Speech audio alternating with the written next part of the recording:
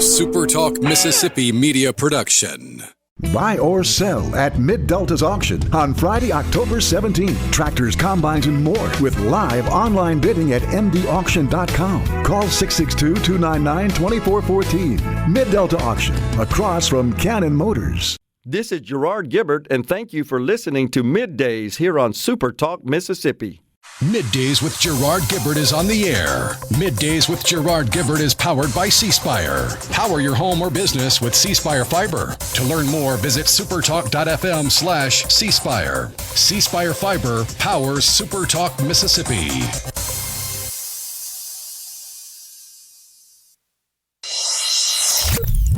Get ready to go beyond the headlines and join a meaningful conversation with people from around the state. You're listening to MidDays with Gerard Gibert here on SuperTalk Mississippi.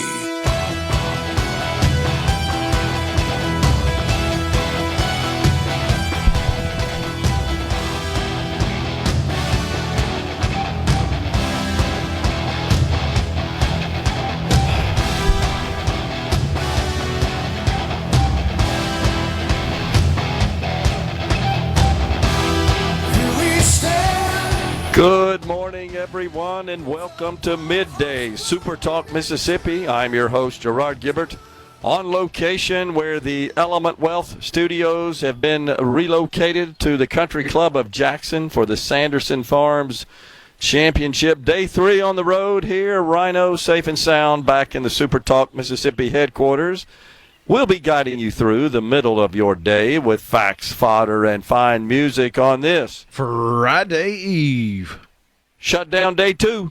Shutdown Day 2. We're in day 2 of the federal shutdown. Fires are raging across the Midwest. The entire western coast has submerged into the ocean. That's right. It's Armageddon. Well, so Houston and I were having a little side wager on which of my devices would overheat first. It's the laptop. The laptop won. It's just shut down.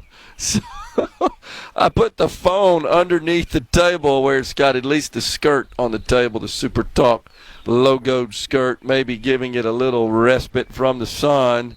Beautiful vantage point we have here on the back of actually it's the Pro Shop, which is just to the south of the clubhouse itself. Beautiful setting for a PGA tournament. I can see off to my right, of course, the iconic water tank with the CCJ logo on it. It is shaped in to make out what would be a T and a golf ball atop it. It's been there for a long time. The country club here, I know, is a member for a long time, has its own water supply, and the water pressure in the showers here, just so you guys will know, is the best water pressure perhaps on the planet. I mean, it'll knock you down. It is awesome. That's because they've got gravity going for them as that water comes out of the big water tank that sits atop and just to the north of the main clubhouse. And if you're tuned in and seeing us on video, you can see the gorgeous Country Club of Jackson layout behind us. We're just atop the putting green, and then just to the north of the putting green to my right as I face the back of the clubhouse would be tee number 1, and then on the other side of that, tee number 10 and 9 and 18 are sandwiched in between. It's a more traditional layout. 9, 18, 1, 10, all accessible through the same path there. It's the way the course was designed. Little history and trivia of this particular place. It's pretty close to the Pearl River. And when it flooded, the Great Flood of 1979, the Pearl spilled over its banks, as did all the backwaters that also are attached to and feed into the Pearl. All that overflowed and flooded this course. If you guys are looking at me right now, and I'm sitting pretty high up, and that's level, of course, with the parking lot, the front entrance, and the clubhouse itself is designed such that you actually enter the second floor from the parking lot, the first floor beneath it. So from the front of the clubhouse, there's a slope all the way down to the first tee, and then you go down into the course itself. And it's, I'm going to say, Rhino, it's a pine tree height, a mature pine tree height below the roof of the clubhouse. Well, here's what I recall. After the flood came through for many years in 79, there was a sign that's out on number 16 that was about 40 feet up in a pine tree that sat atop a little restroom facility that kind of serves that part of the course right there. And that was the high water mark, and it sat there for a long time, the Easter flood of 1979. That's how high the dang water was. The whole golf course was under about 30 feet of water, which is really hard to wrap your head around. But that is the absolute truth. But today, gorgeous weather for 132 professionals to take to the course. This would be the first official day of the tournament. The Pro-Ams in the books. I heard a couple of folks on the bus that are volunteers that had the opportunity to play in the Pro-Am, and they were talking about their experience with that. That is a blast. And so we're all set. Looks like gorgeous weather in store for the players and the patrons. You know, that's what Bobby Jones said, that you had to refer to those who attended the Masters not as fans but as patrons. And you remember this story, Gary McCord, golf fans will remember this, when I think he referred to when he was broadcasting, he was a PGA player at one point, turned broadcaster, very colorful, the big mustache, handlebar mustache, that's what he's kind of known for. But if I'm not mistaken, when he was broadcasting one of the Masters tournaments, he described the patrons, as Bobby Jones insisted they be labeled as a mob. And I think he was summarily terminated from his duty at that point. Oh, my gosh. And then what was the other thing he said? Maybe if somebody else had said that. He said, yeah, the greens are so fast here you think that they use bikini wax on them to speed them up. That didn't sit well with the Masters management as well. So I think he kind of lost his gig there hosting the Masters. What else is going on other than the big shutdown? There certainly are rumors that there's a little breakthrough perhaps among a couple of Democrat senators, including Senator Dick Durbin. I wouldn't expect that maybe he's coming around and sees fit to reopen the government so that they can get back to the debate of what the spending package should look like. The big sticking point, again, are the enhanced subsidies in the Affordable Care Act, the Obamacare exchanges, those subsidies and that program was established in the Affordable Care Act in 2010, but the subsidies were increased fairly significantly in the Joe Biden American Rescue Plan, the dumbest thing he ever did, that honestly I think cost him the presidency, because that is what lit the fire to inflation.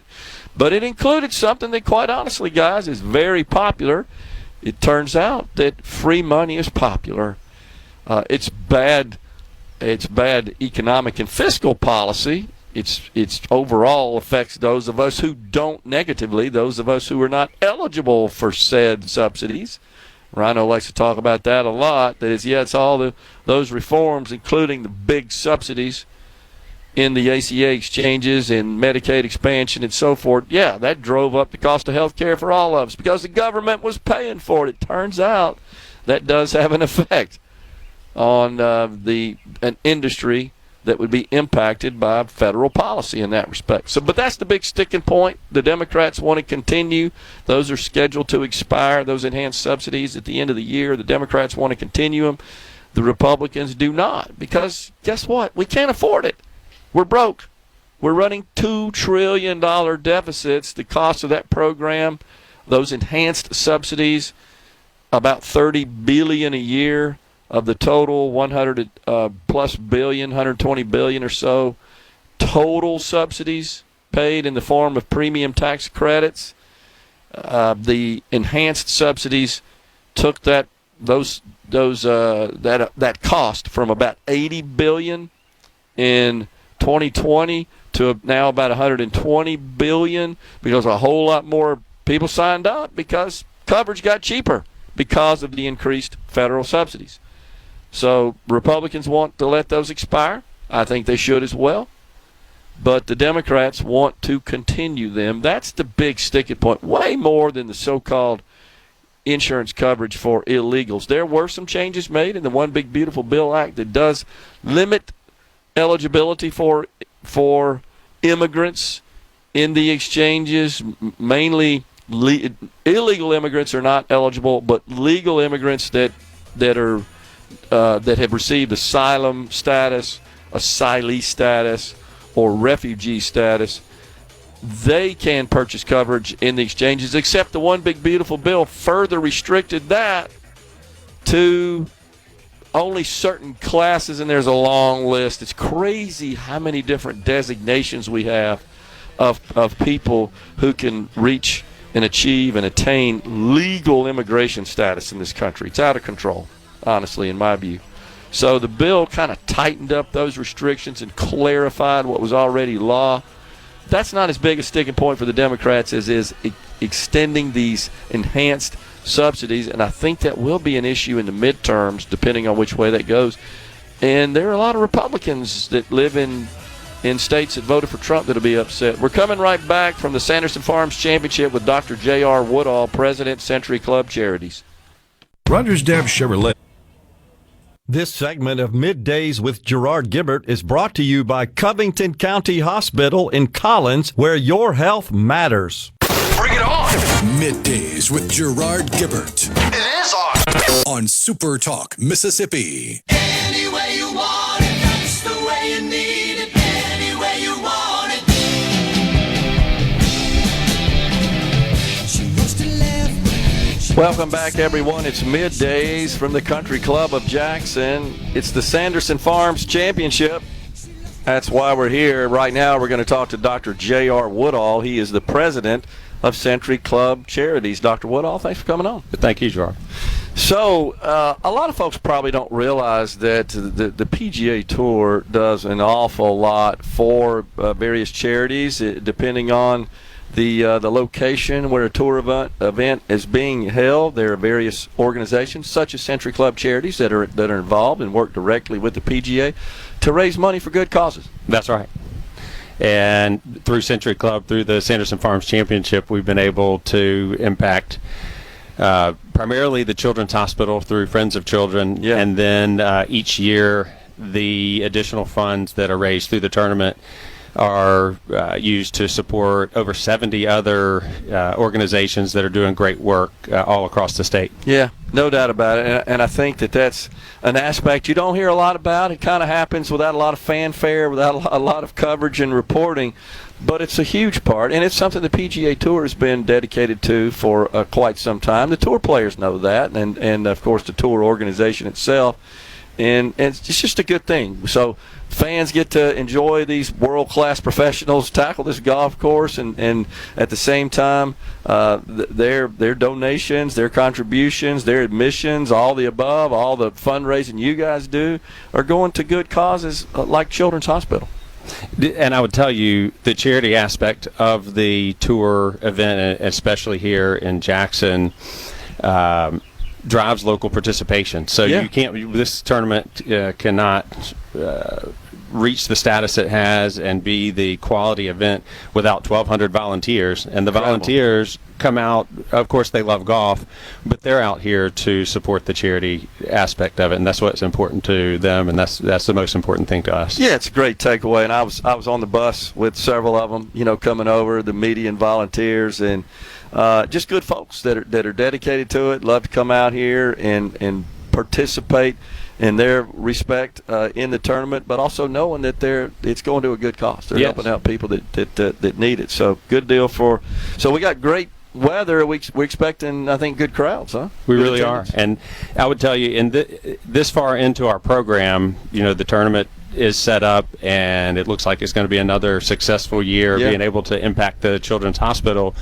But everyone that comes out between now and Sunday and buys merchandise, buys the tickets, your money that you spend out here is going to like I said, the 70 other charities that we support that are all doing great work, and the support from Century Club is as important to those charities as the big donation is to the Children's Hospital. So organizations like Love That Neighbor Ministries providing furniture to those in need. So Stew Pot, Mustard Seed, Canopy, Make-A-Wish. The list goes on and on and on. So it's for an incredible cause. I encourage anybody that has a chance to come out here this weekend to make their way out to Country Club of Jackson and support the cause. Let's talk a little bit about Children's of Mississippi. I mean, this truly is a blessing. I remember when the idea was being hatched, and a lot of private folks stepped up and helped contribute to that cause and get the funds needed to construct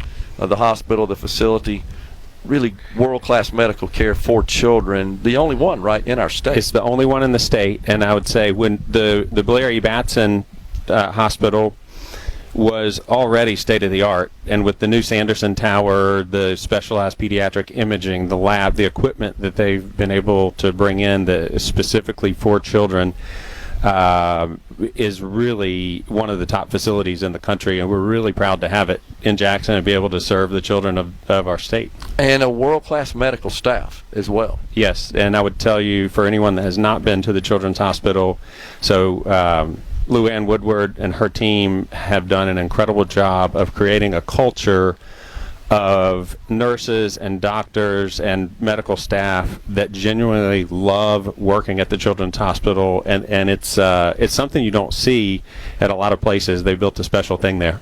Lou Ann, of course, Vice Chancellor of the University of Mississippi Medical Center. She spoke to my Rotary this past Monday and just gave us an update and some historical information about the facility and the hospital. I mean, how that thing started as a small hospital with a few beds, honestly, with limited services there on Woodrow Wilson in the 50s, and how it has expanded and grown to a gigantic campus and a lot of projects underway as well. It is incredible. So I did my orthopedic surgery training there and finished up in 2013, and then I just rejoined the faculty this past month. And so it's exciting to see what's going on there.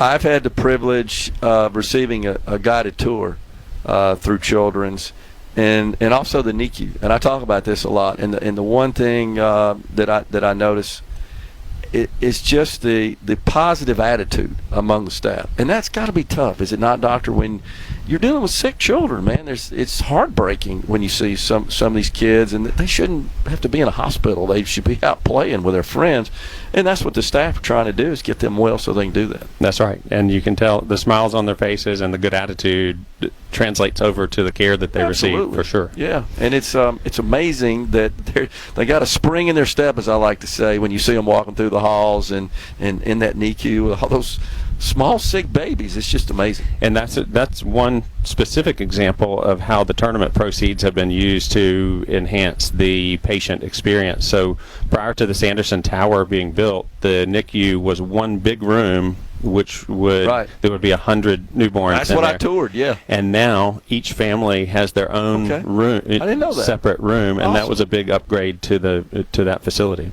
Well, and that's another dimension, is it not, of providing health care to children, is you've got the family component that you got to deal with, and of course they're dealing with a very stressful situation. The most stressful of their life, likely. Sure, exactly.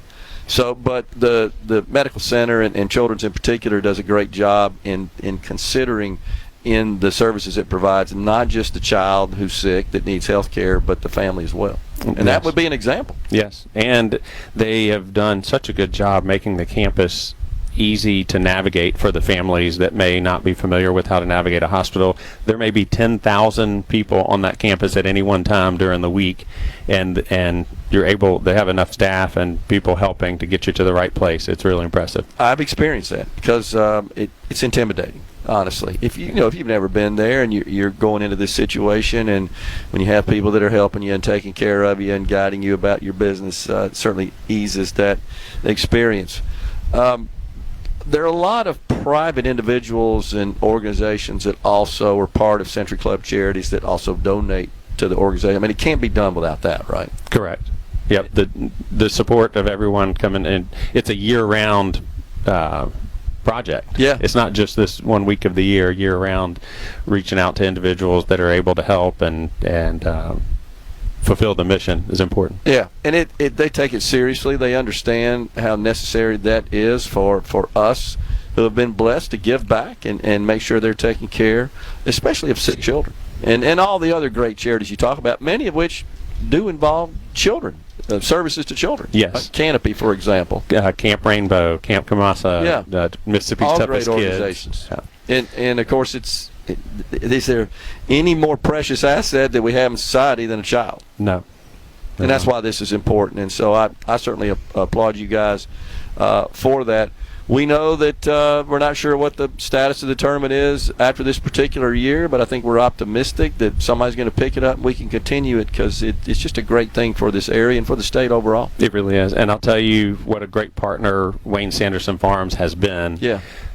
They have committed to continue going into next year and the future, continue to support Century Club Charities' mission. Okay, good. Regardless of what happens with the tournament in the immediate future. So they've been a great partner and continue to be a great partner for Century Club. Just another example where private organizations, private companies, private individuals can step up and put my political hat on a little bit here without government involved here. So we're doing this, without just sending money to government and then them distributing. I mean, there's programs involved there, but not like what private individuals and private companies can do when they put their mind to it. That's right. And that represents this in a big way. And that it's an honor that they have trusted me and the Century Club board to be good stewards of their donations and make sure it's going to the most appropriate, best use. And I really enjoyed the last 8 years on the Century Club. That's awesome. Well, you guys do great work. We're honored to have you with us here today. Honored to be here broadcasting the show from this fantastic event. And I enjoyed talking to you, Dr. J.R. Woodall, Century Club Charities. Appreciate it. Great being with you, Gerard. Thank you. Folks, we're stepping aside for a break. Once again, we're at the Country Club of Jackson for the Sanderson Farms Championship. We got more to talk about. We're going to be talking with Steve Gent.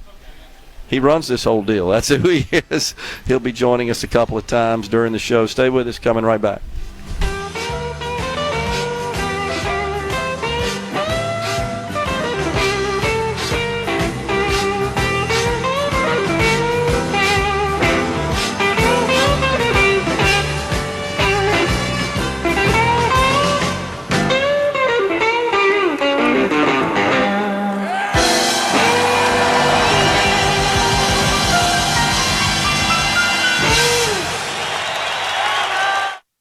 From the sea. Are we going to do this? Middays with Gerard Gibert. Keep rolling. 3, 2, 1. On SuperTalk, Mississippi.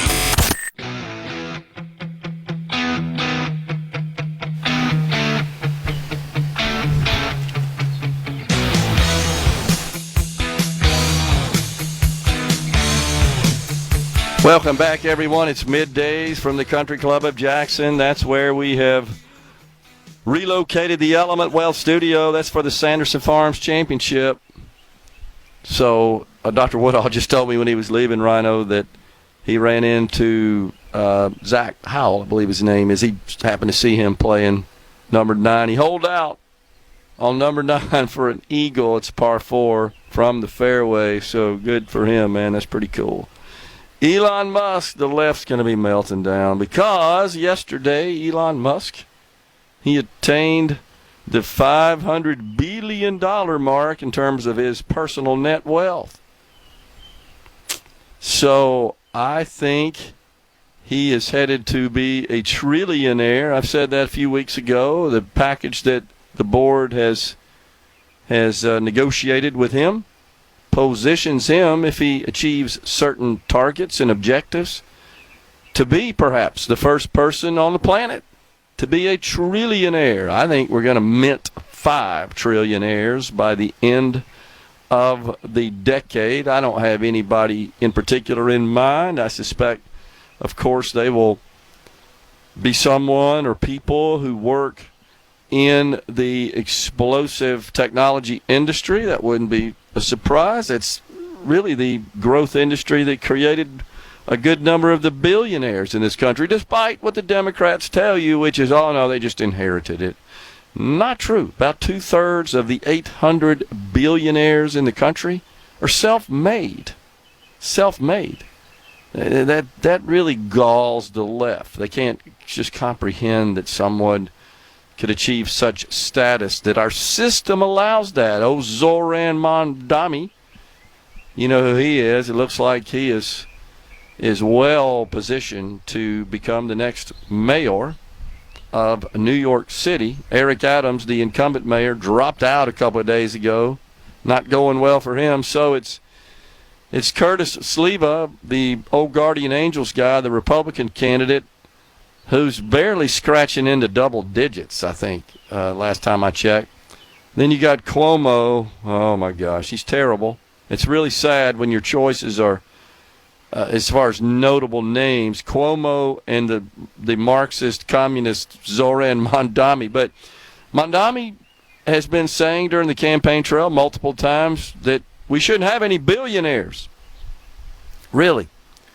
So I'm quite sure that his campaign is utilizing aggressively, consistently, prodigiously the very tools created by these billionaires. I know, as Rhino would say, it requires a little second-order thinking, something they're incapable of. They don't want to admit that. But you don't like them being billionaires, quit using their stuff. It's real simple. Stop it.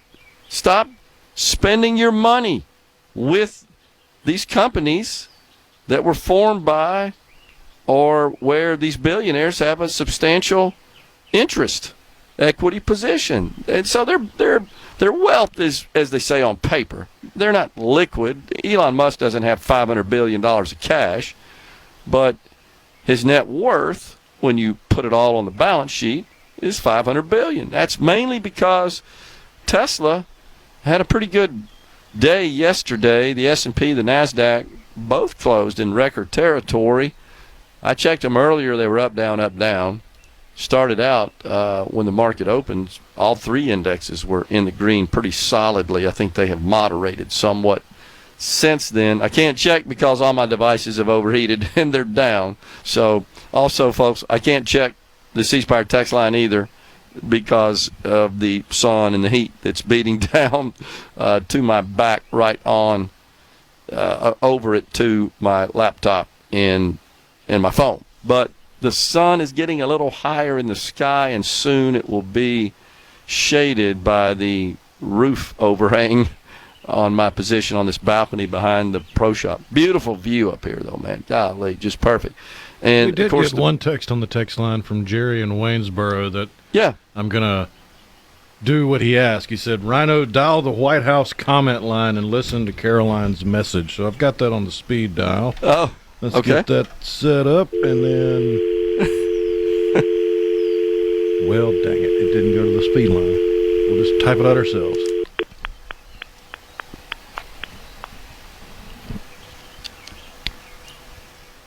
Thank you for calling the White House comment line. Hello, America. This is White House Press Secretary Caroline Leavitt. Democrats in Congress have shut down the federal government because they care more about funding health care for illegal immigrants than they care about serving you, the American people. Until Democrats vote for the clean, Republican-backed continuing resolution to reopen the government, the White House is unable to answer your call or respond to your questions. We look forward to hearing from you again very soon. And in the meantime, please know President Trump will never stop fighting for you. Thank you, and God bless you. That's awesome. So, talking about this healthcare for illegals, what the big beautiful bill did is it honestly cleaned up and clarified language around who's eligible for subsidies in the Affordable Care Act exchanges.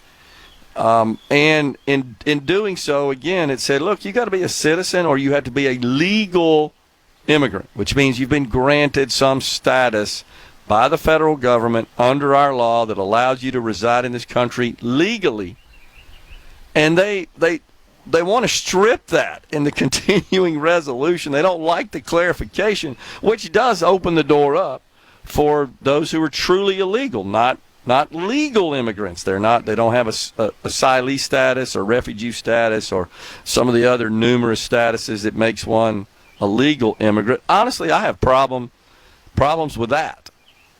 In that we're providing subsidies for even that group, because I think that just invites more of them over the border. The big problem, the fundamental problem, is that Joe Biden opened the borders up and so many streamed across, and now they're taking advantage of these programs that are available once they receive some sort of legal immigration status. But the other problem is even illegals, I think, are able to avail themselves of some of these programs because, Rhino, you pointed out all the time, because the people administering these programs and processing these applications, as well as the systems we have, they suck. That's the problem. And they get through the system. And by the way, it's not just illegals, it's American citizens that defraud the system. And honestly, that costs way more than the illegals. So it's bad enough we have to police and deal with and manage Americans who are defrauding our government and receiving benefits to which they're not eligible. But we also have this illegal or even legal immigrant component that are sucking these resources. And of course, they're also filling up our hospitals. As I shared yesterday, doing some research on that, the number one medical service provided by ERs, emergency rooms, to illegals is live childbirth. They're going to the ER when they get to that point, and they're ready to push that baby out, and they're getting free services, and then the government reimburses the hospital under the emergency Medicaid program, which does reimburse at a rate higher than the standard federal match for other Medicaid services to the states. And the big beautiful bill ratcheted that down to just equate to the standard federal match for those states. So they're still going to go to the ER. They're still going to get services. And the ER, by law, is not going to turn them away. We don't allow that in this country, and we end up paying for it. And it's exacerbated by the fact that Joe Biden opened the borders up. So we just have more here. And not only our healthcare system is being inundated and consumed with all these people that streamed across the border illegally, but so are our schools, our jobs as well. Our culture, to a great extent, marginalized as well. I'm all for, I think conservatives would agree, legal immigration. And the president's even talked about fixing the broken process for legal immigration and incorporating some and injecting some efficiencies into that process so that we can admit those who want to be here, but more importantly, those who will contribute to society, obey our laws, and assimilate into our culture. That's extremely important. Now, the president just signed an order where companies have to pay, or somebody has to pay $100,000 for an H-1B visa. Tech companies use those quite extensively. Originally, it was thought that was going to be $100,000 a year. It turns out it's $100,000 one time to issue that visa and admit that person as a legal resident in our country. So that is underway right now. The Democrats are miscalculating here. I'll talk about this on the other side of the break. What they did in shutting down the government and not just extending the continuing resolution is they just conferred power to the president and Russell Vought, his OMB director, Office of Management Budget, to really have their way with the federal government and the federal workforce. How many will be furloughed and permanently retired, if you will? Patriot. Middays with Gerard Gibert. What? This is so awesome. On SuperTalk, Mississippi. I want you to kill every golfer on the course. Check me if I'm wrong, Sandy, but if I kill all the golfers, they're gonna lock me up and throw away the key. Golfers! They're great, not golfers. The little brown furry rodents. We can do that.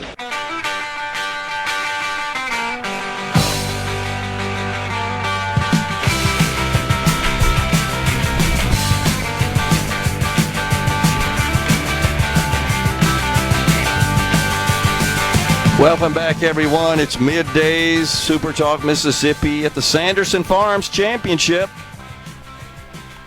That's where we are. The Country Club of Jackson.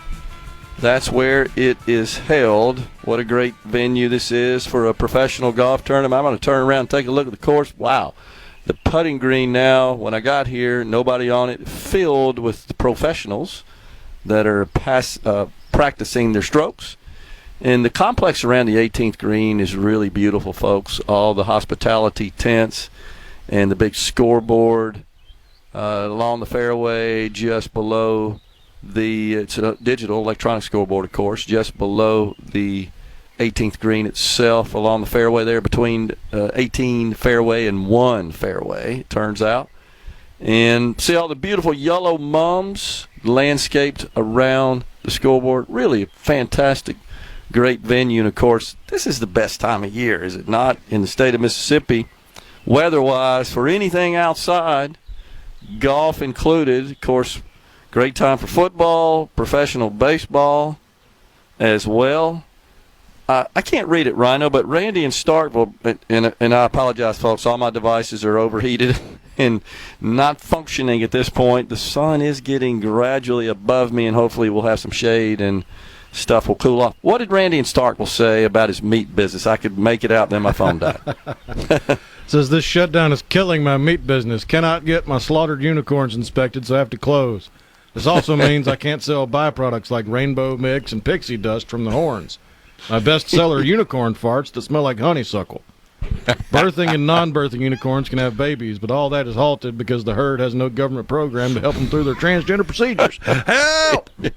Oh, my gosh. Well, there's absolutely no doubt that the fear-mongering is out of control, and that's the Democrats' calling card, is it not? Is just everything is fear-mongering.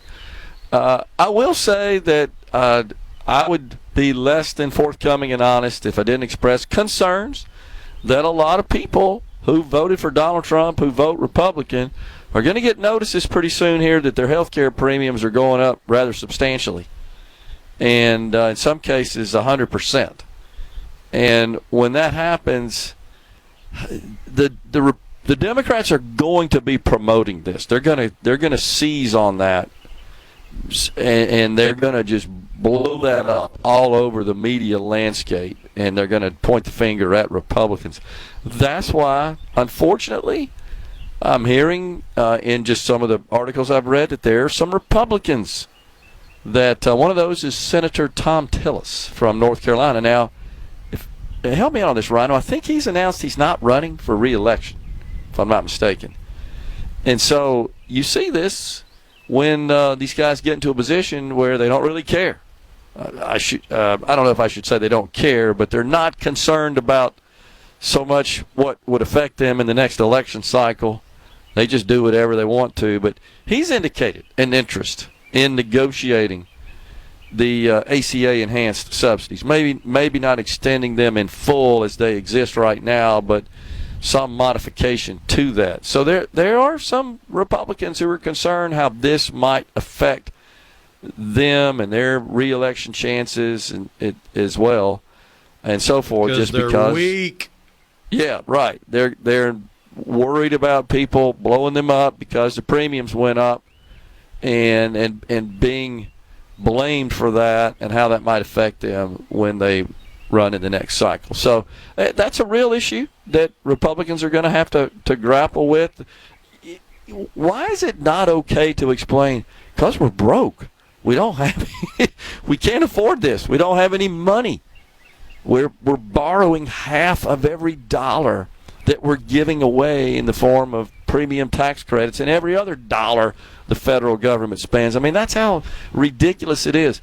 Because the also, vast majority of people walking the halls of Congress are so disconnected from reality and their constituents that they don't understand.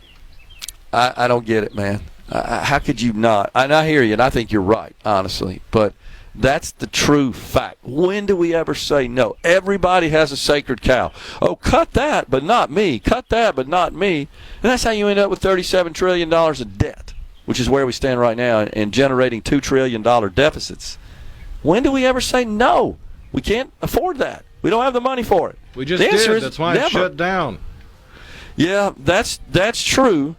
But my fear is we're going to end up with a continuing resolution that just kicks the can down the road and still spends $1.8 trillion, which is about $500 billion more than the last pre-COVID year of 2020.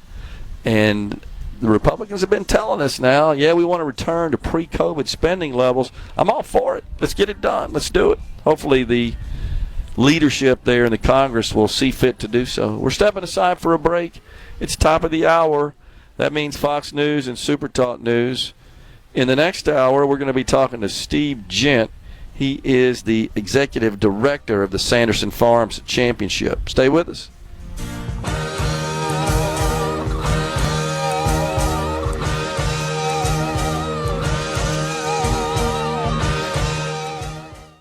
Of Middays with Gerard Gibert is brought to you by the Mississippi Business Journal. Visit msbusinessjournal.com. Scott Coopwood, publisher and president.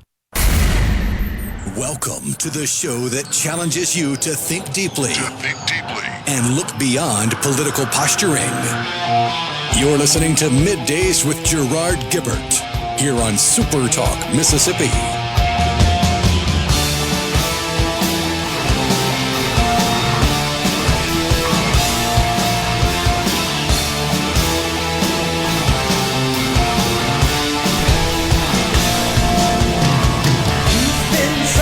Welcome back, everyone. Hour 2 of Middays from the Country Club of Jackson, the Sanderson Farms Championship. That's where we have moved for the day, at least the Element Wealth Studio on this Friday Eve.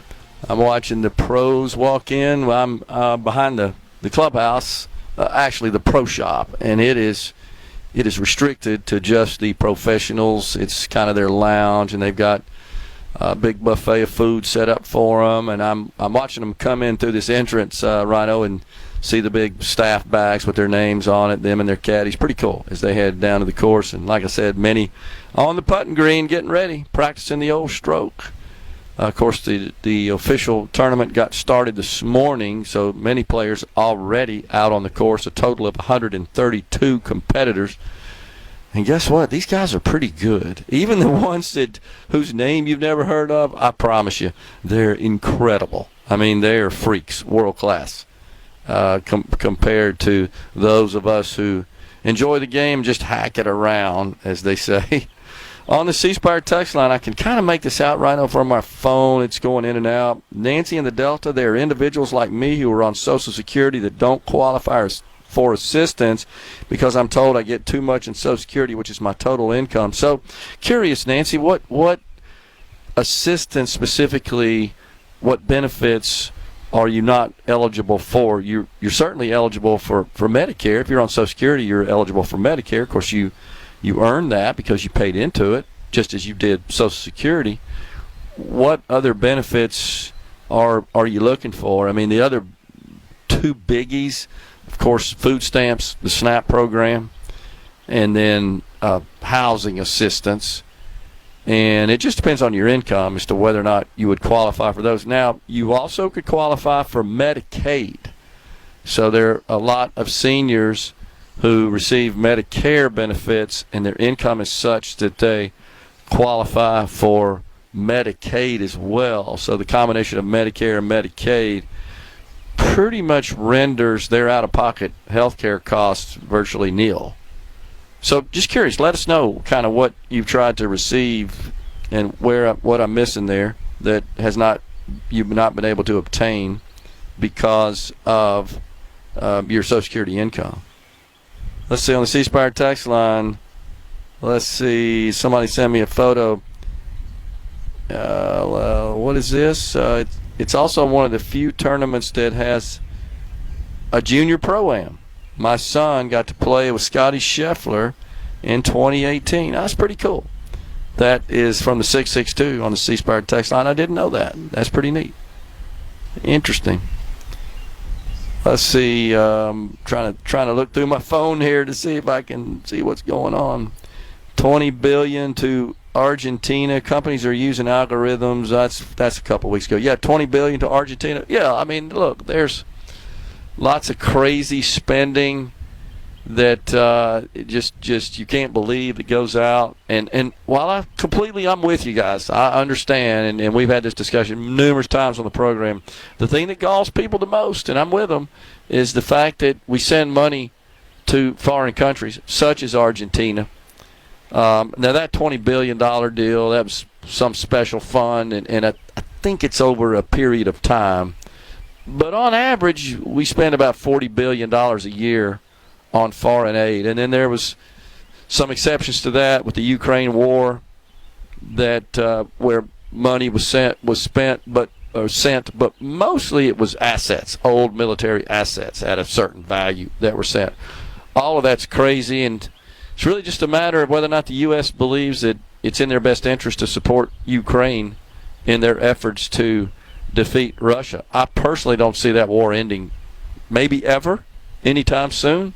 It just seems to ensue and endure day after day. The president put his best foot forward and best effort to try to bring some peace there, but doesn't seem like at this point there's any interest on the part, certainly of Putin, who just is defiant and doesn't care. And to him, I think loss of human life is an acceptable one if it achieves his personal objectives, which is to re-seize all of Ukraine and kind of go back to the old USSR days. So a really sad thing, because as the president points out, millions of people have lost their life as a result of this war, this squabble, and we just can't seem to bring it to an end. But I get it from our friend on the C Spire text line here, that it's from the 662 area code, that it's crazy that when we're running $2 trillion deficits that we're spending money like that, especially giving it. It's crazy that we're borrowing money, is it not, to give away. That I just cannot reconcile that. And you see all these reports all the time, including from our state auditor, about misuse of public money by nonprofits and non-governmental NGOs, organizations. You know, to me, what the solution to that is? End all those grants. Just stop giving them money. We can't afford it. If these grants now in the university setting, when they're used for research and development, and things are commercialized and provide value to society, I can kind of make an exception for that. However, I'd like to see even that money be replaced by private funding. There's plenty of money in our private sector, and they don't do it because why should they? The government gives them money. There's no appeal for it. There's no solicitation from any organizations or people that have the means to fund these various initiatives. But that's how you fix the problem, because there's no doubt these NGOs, these nonprofits, they're thinking about, how can I pad my pocket? That's not my money. It's the government's. I mean, that's the way they look at it. And so let's just stop it. Stop sending all this money out to all these nonprofits and all these NGOs. And honestly, in many cases, it's hard to put your finger on and identify exactly what did they do that produce value for the taxpayers. And it makes no sense as long as we're borrowing money for that purpose. I just cannot get my head around that. But that never gets, as you talked about, Rhino, that just doesn't seem to ever come up in the discussion on either side of the aisle when they're talking about funding. That, guys, we're having to go borrow money. Like, it's part of this negotiations for the continuing resolution, the 12 appropriations bills. You'd like to think that as part of that discussion and that debate, they'd say, well, guess what? We only got $5 trillion coming in. We're spending $7. Maybe we ought to think about making some changes to narrow that gap and that deficit. But there just doesn't seem to be any interest. Now, one thing that is positive, a development, that I think this is where the Democrats are miscalculating is Russ Vought is brutal. And I think he's looking at, as in working directly with the president, and Russ Vought, the Office of Management Budget Director, and he's the one that's architecting where money is being spent during the shutdown period.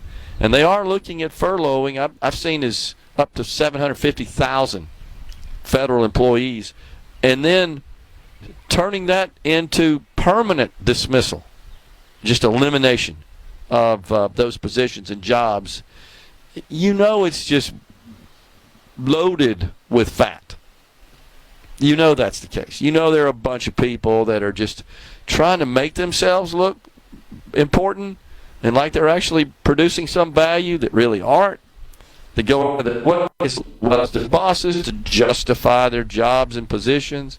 So I think this is a good development, and I don't think the Democrats have thought through that, how they're basically empowering the person that they lament the most, and that's the president. You just gave him the keys to the kingdom by shutting down the government here. I give it 2 weeks, and we may have a breakthrough before then, but I don't see it extending beyond 2 weeks. I think we've had 21, 22 total shutdowns in our history.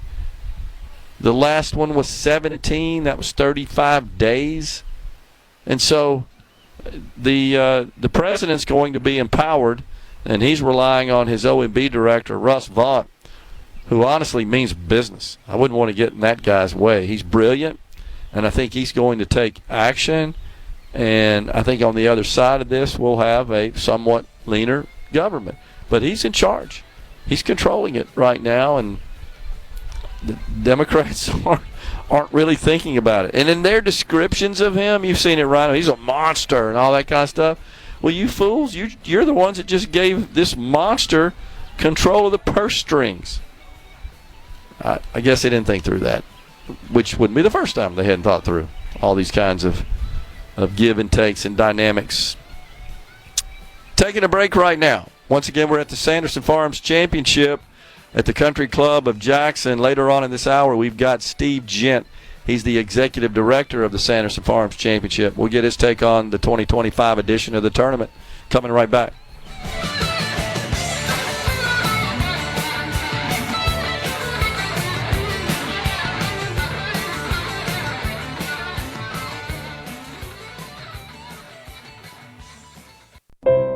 Attention, adoring fans! It's time for Middays with Gerard Gibert on SuperTalk, Mississippi.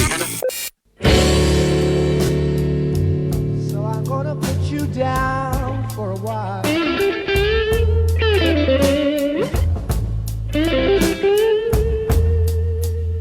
I said I can't quit you, babe.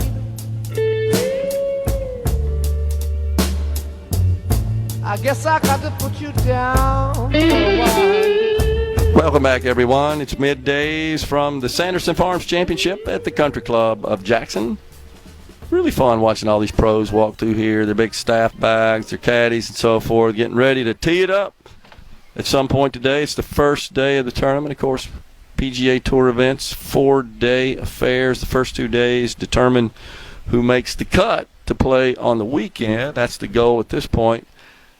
I can't remember exactly what the field is cut to after Friday's round, the top scorers of the first 2 days.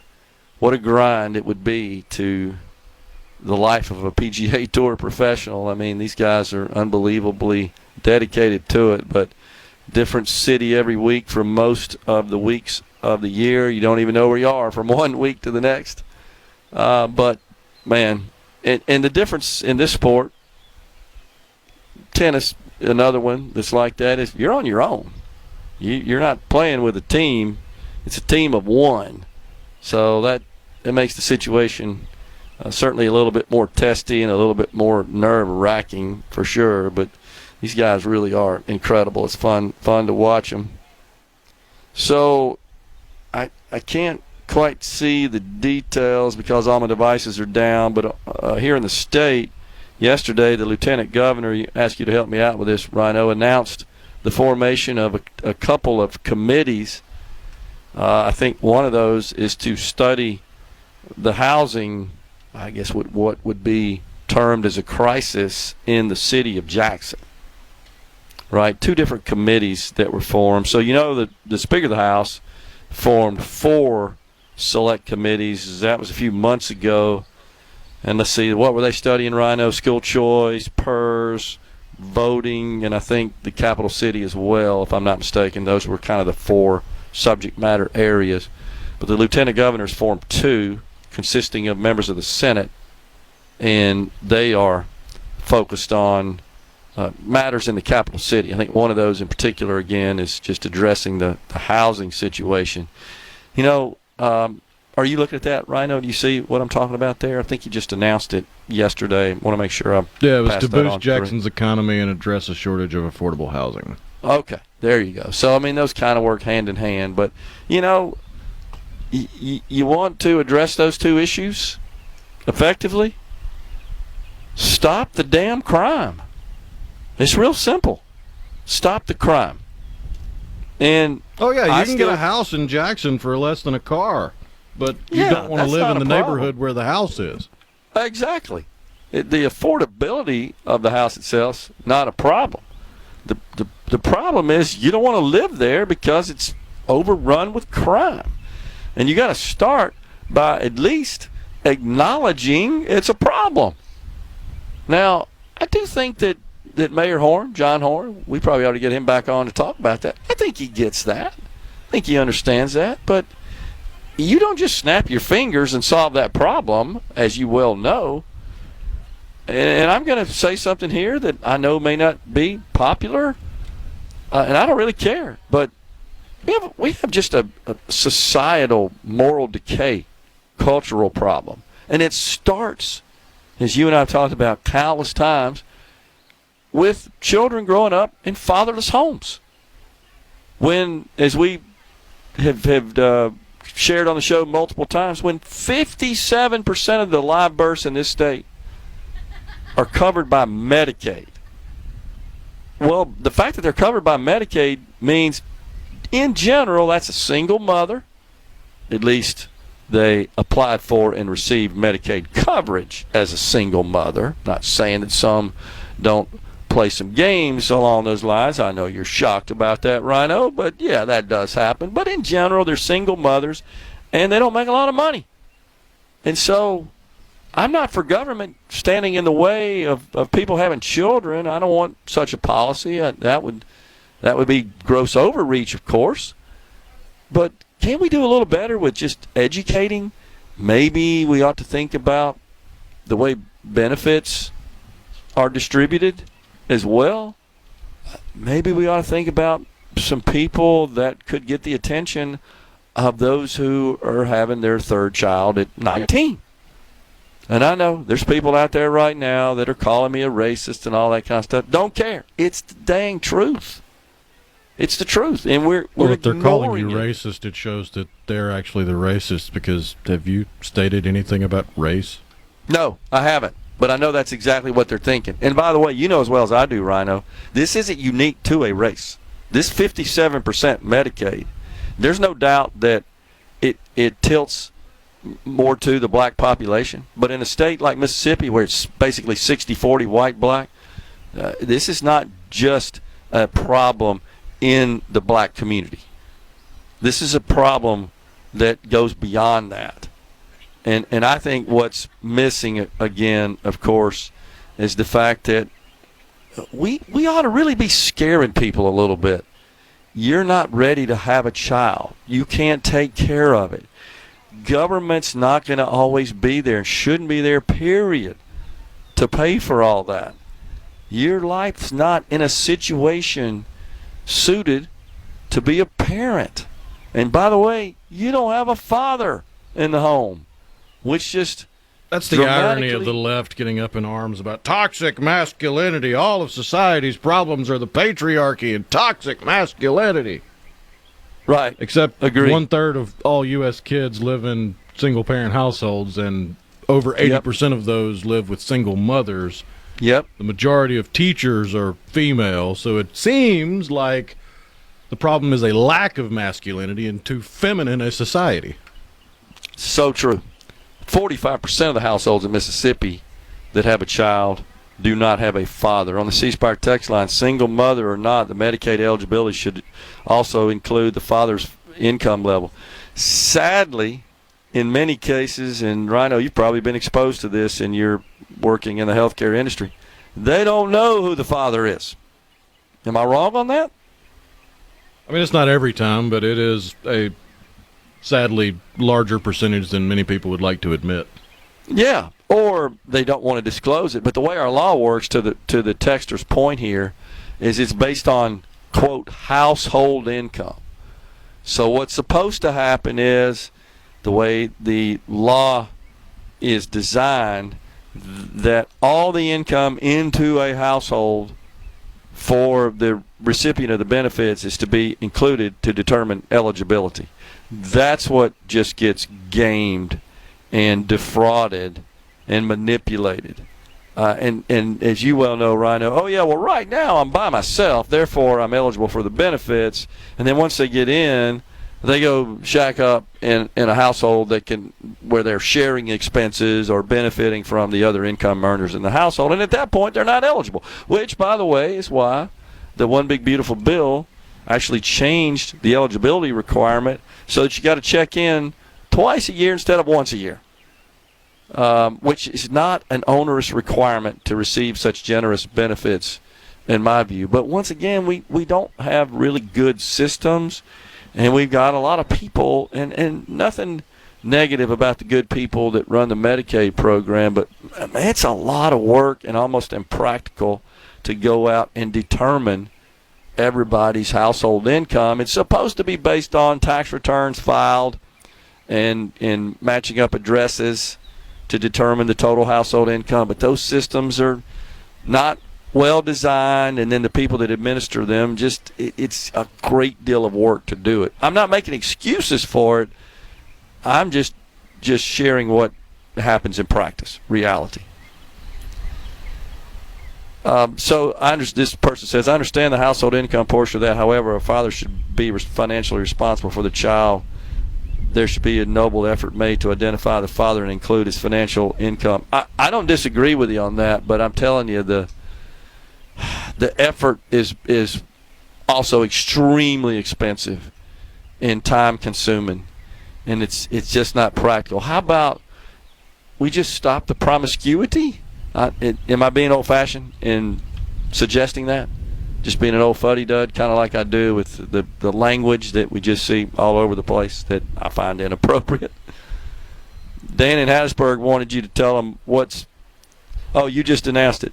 Toxic feminism. Yeah, he said, Rhino, would that be toxic feminism? I said, that's redundant. Third and fourth wave feminism is inherently toxic.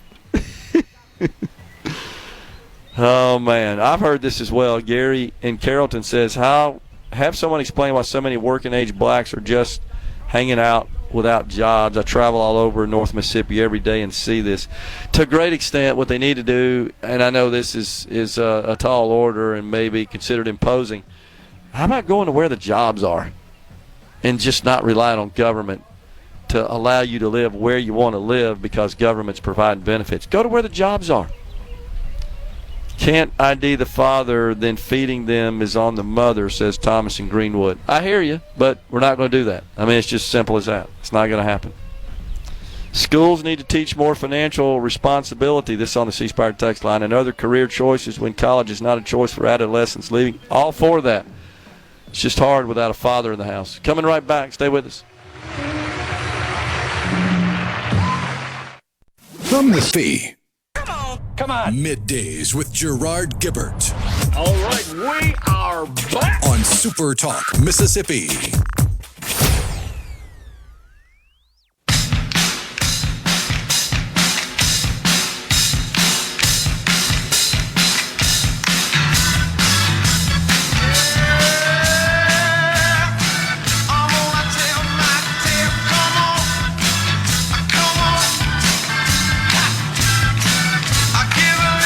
Cause I was born lonely down by the riverside. Then the We're back with you in the Element Wealth studio today at the Country Club of Jackson for the Sanderson Farms Championship, an annual event here, a PGA Tour event, 132 touring professionals out on the course. Some are already out there. Some haven't teed off yet for day one of the Sanderson Farms Championship.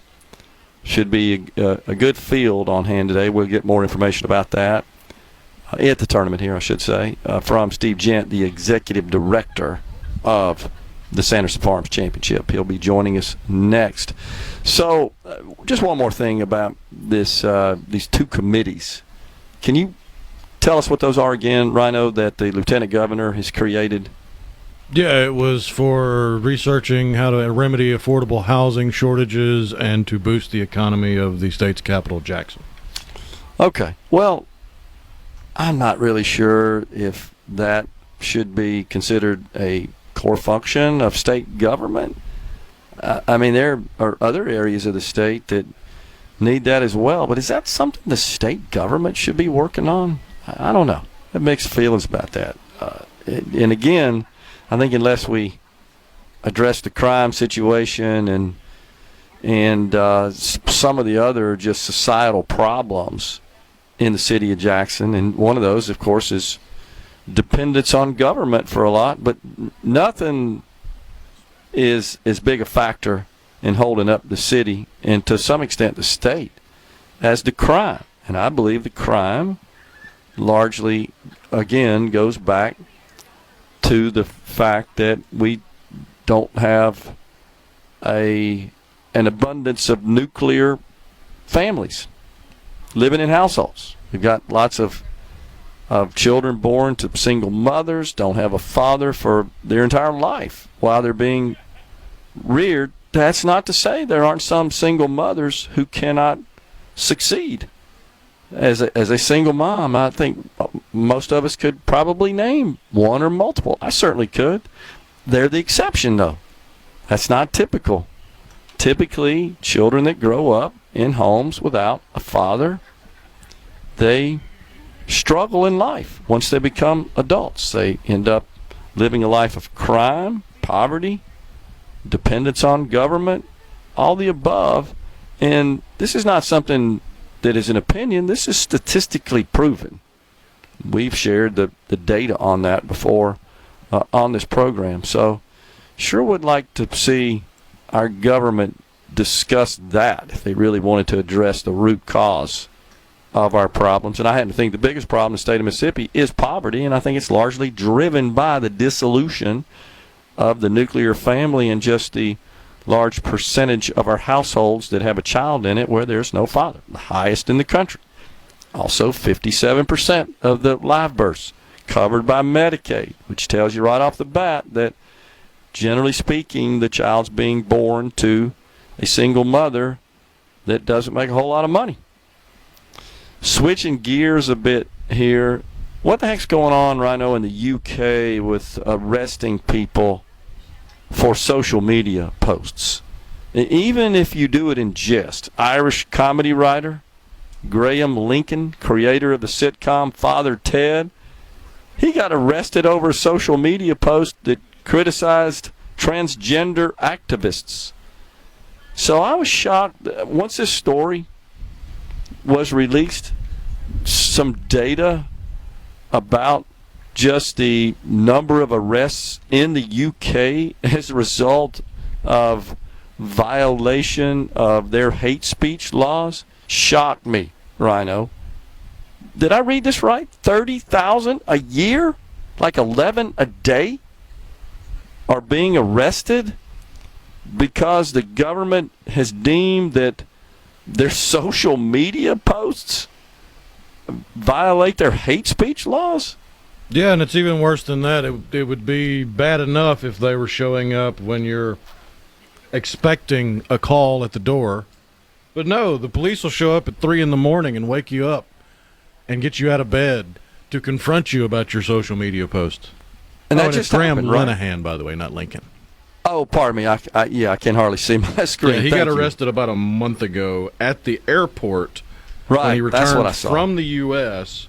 He was in the U.S. when he made the posts, but when he got back, he was arrested and detained for his posts that were counter to the British anti-free speech laws. With Zoran Mondani poised to be the mayor of New York, might we see such in New York, at least an attempt to pass such law that would, of course, hopefully get struck down immediately by federal courts? We don't allow that in this country. That would be an infringement. I wouldn't bet on it being struck down by federal courts. It'd have to go all the way to the Supreme Court to get struck down. Well, We've seen the federal courts right. have been more than willing to bend over backwards and insert their own political opinions into decisions if it means propping up socialist and communist ideals. Yeah.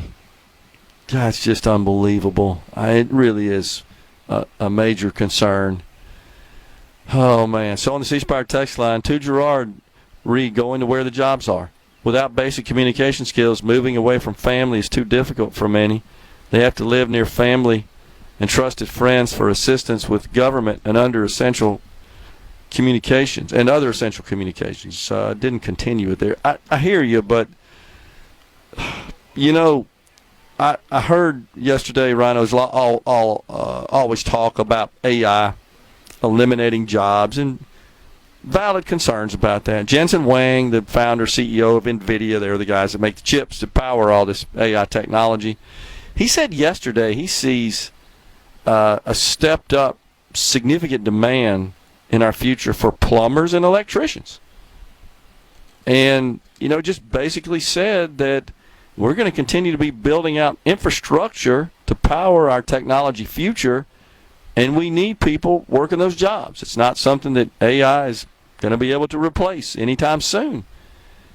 And these are high-paying jobs that don't require a college degree. I suspect require some degree of basic communication skills, but good grief, are we not learning the minimum skills in that realm in K through 12? You're supposed to.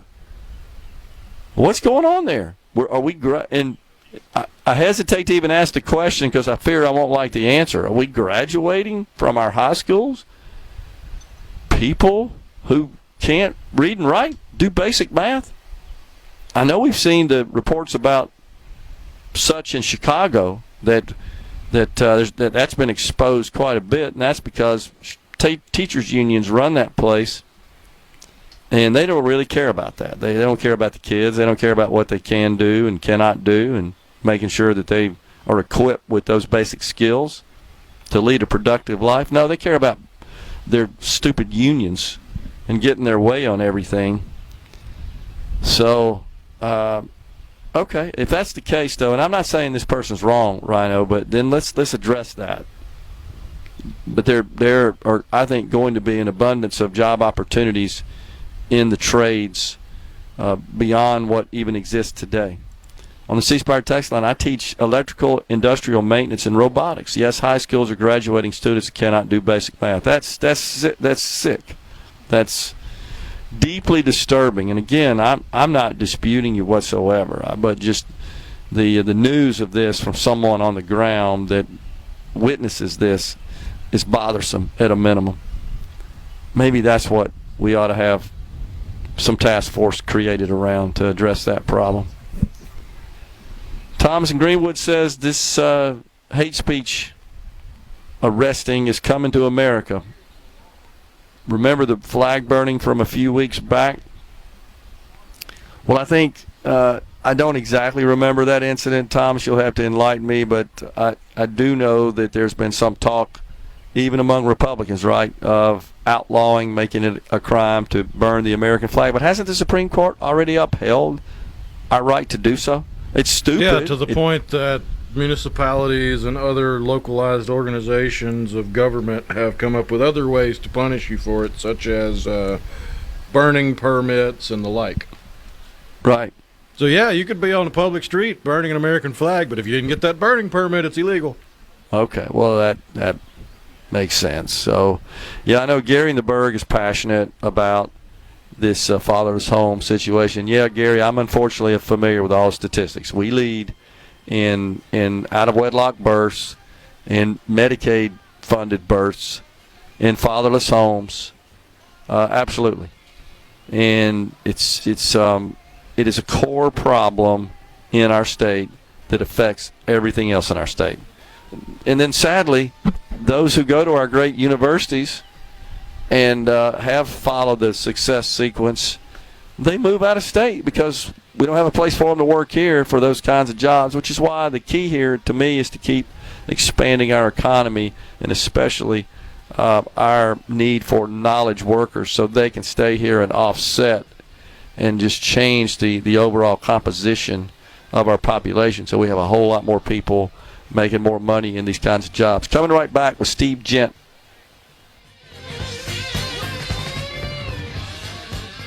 Poly up of Mississippi.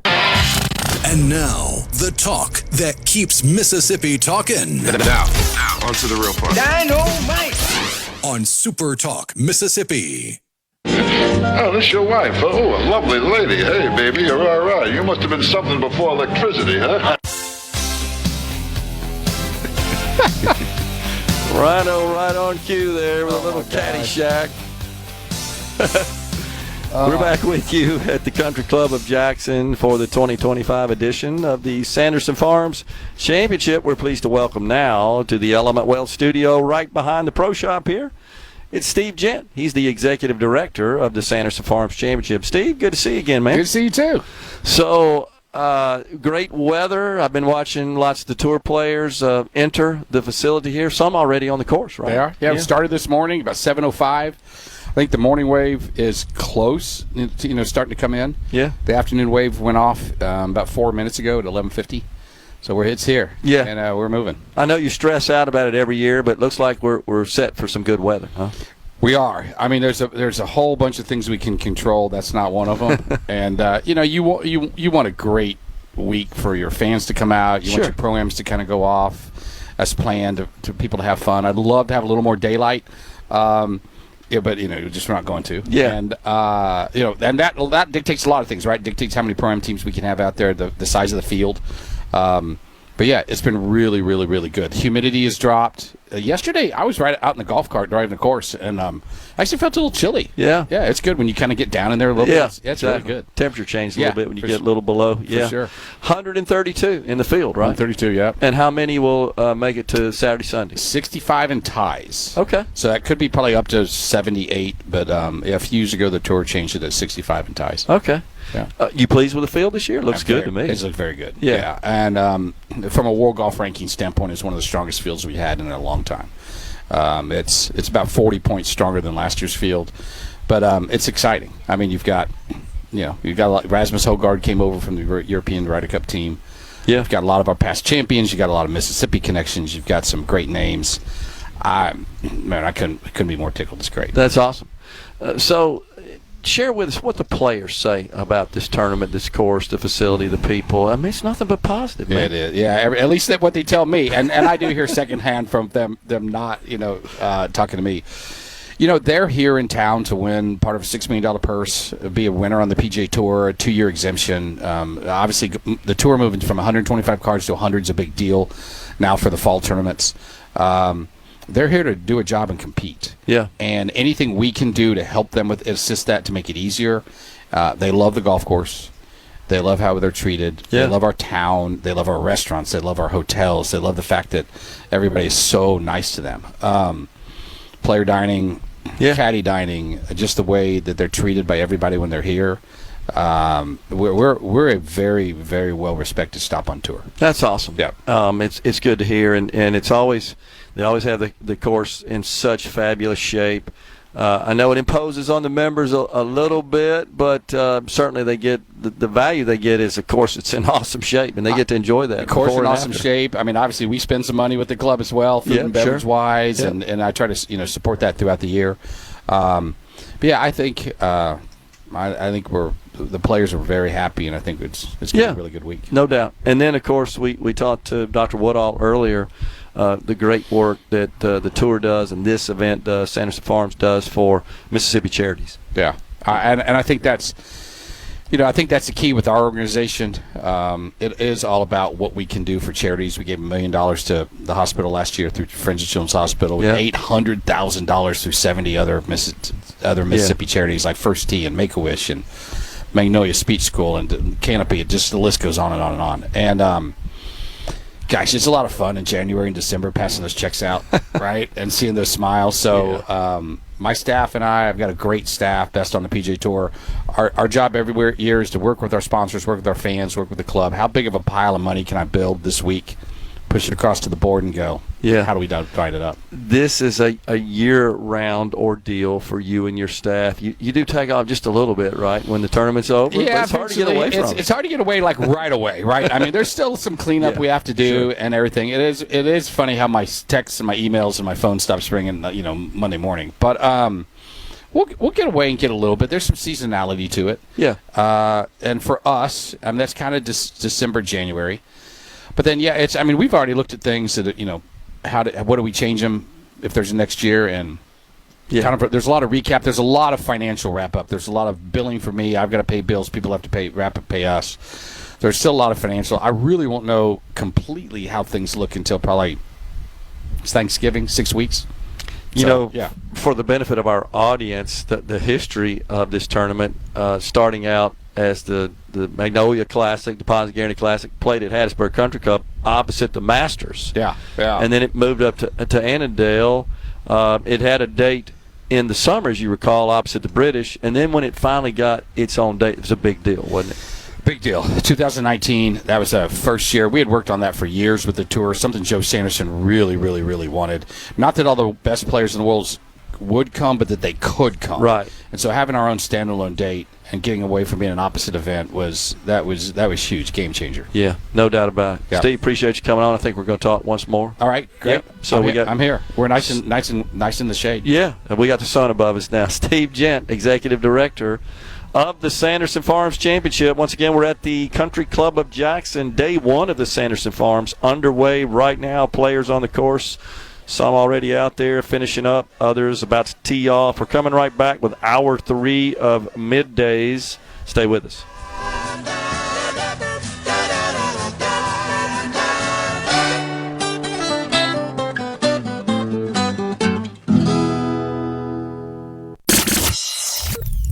Get ready to go beyond the headlines and join a meaningful conversation with people from around the state. You're listening to Middays with Gerard Gibert here on SuperTalk, Mississippi.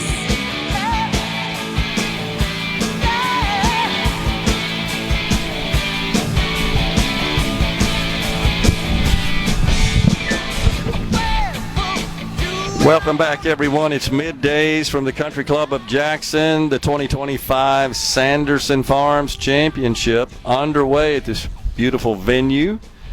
Pros out on the putting green. I can see them on the driving range from our vantage point here on the balcony just behind the pro shop. The pro shop has been restricted, as it always is, to the tour professionals and their caddies. Got it set up pretty nice in there. So on this Friday Eve.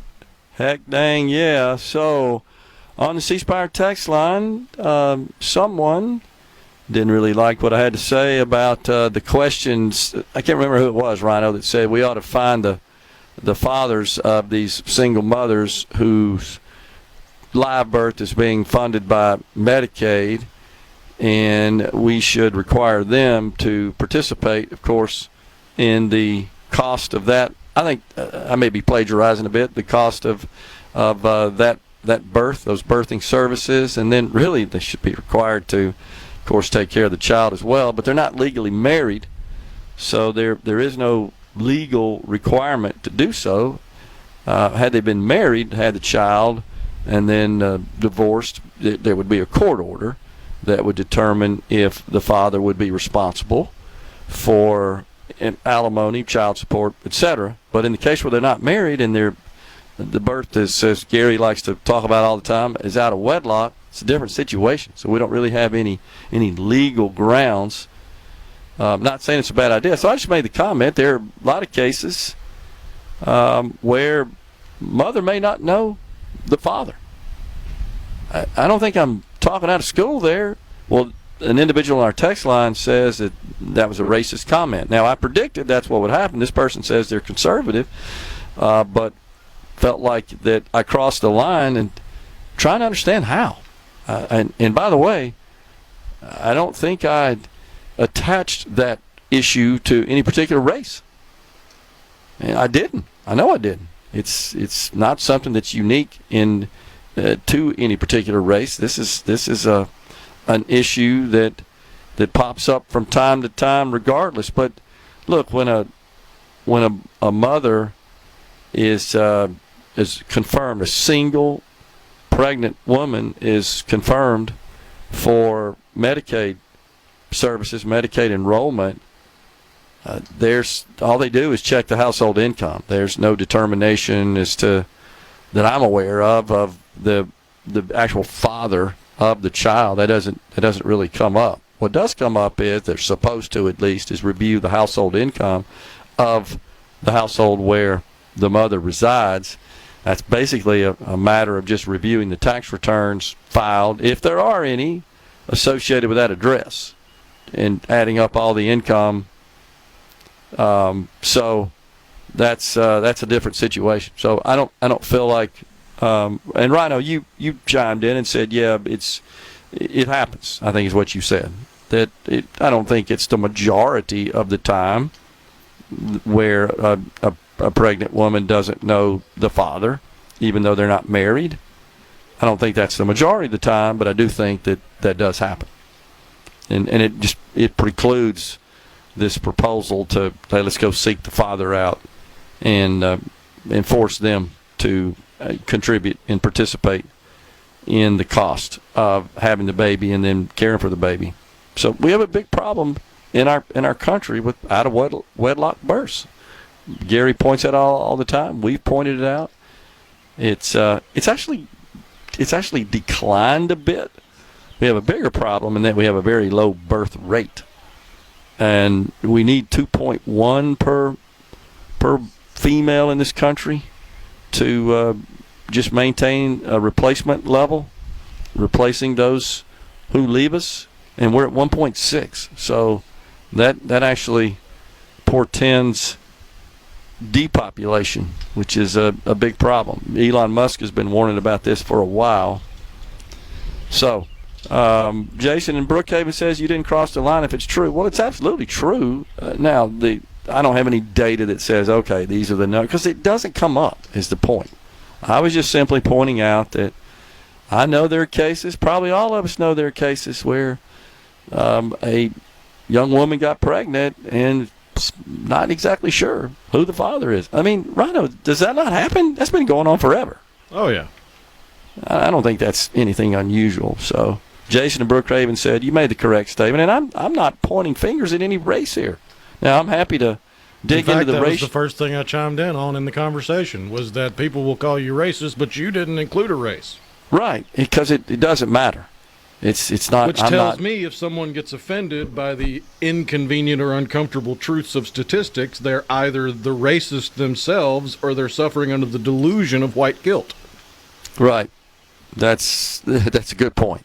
I hadn't thought about that, but man, I'm not pointing fingers at any particular race. Now, is it true that there are lots of statistics, crime statistics, for example, by race? Absolutely. And you and I, Rhino, have talked about this. You can't ignore it. What you get from the left, the Democrats in this country, well, we have a higher percentage, a disparity in incarcerations, right? That we have more black people incarcerated than white people. But if you look at at their composition of the total population, what is it, 13, 14%? I think now across the country, not Mississippi, but across the country. But you look at those incarcerated, yeah, it is a higher rate. But then if you dig further and look at the actual crime committed, now I guess you could argue, and that's what the left does. Well, it's the police officers, it's law enforcement. Which is why they pushed for body cameras. And now I'm just waiting for them to say that body cameras are racist. That's exactly right. So they could validate and prove what the situation is. And of course, the left says, well, this is why we got to dismantle the police and end funding for law enforcement, all that kind of crap. And Zoran Mondani, the guy that's about to be the mayor of New York, that's one of the planks in his platform. Deborah in Corinth says, remember that TV show where they did the DNA testing to find out the father happens? It does, but you have to have the DNA on file, Deborah. Right, Rhino? I mean, if the father's never submitted to any sort of blood test and there's no blood on file where you could compare that. Yeah, I think she's talking about Maury. And that was all produced for the show where Maury Povich, the single mother would come to the Maury Povich producers and say, hey, I want to prove this guy is the father, and then that guy would get contacted by the producers, and he would show up, and they would do the DNA test, and then you'd have the whole, you are not the father. That's right. Oh, my gosh. Kenny in Wayne County says the first child is an accident, the second is a habit. Don't pay for the second one. And I hear you, Kenny, but think about that. And this is what tears you. Then the child suffers. And we don't want the child to suffer. I mean, child didn't ask for that. To come into this world under that situation. We got to figure something else out. Jason in Starkville says, Maury for the win. I love it. Okay. Appreciate that. So Brian says, come on, man, you know it's a racial issue. I'm not, that's in Clarksdale. I'm not saying that, and it doesn't matter to me. Statistical data, like Thomas and Greenwood just sent me a stat. I think I'm right, 13% of the population is black. 56, I assume, Thomas, is that incarceration rate or crime, commission of crime? And there is a disparity. There's no doubt about that. But let's address the root cause. That's all I'm trying to do here, guys. This is, anybody that knows me knows that I'm not racist, and I have a track record of that in my business and personal life.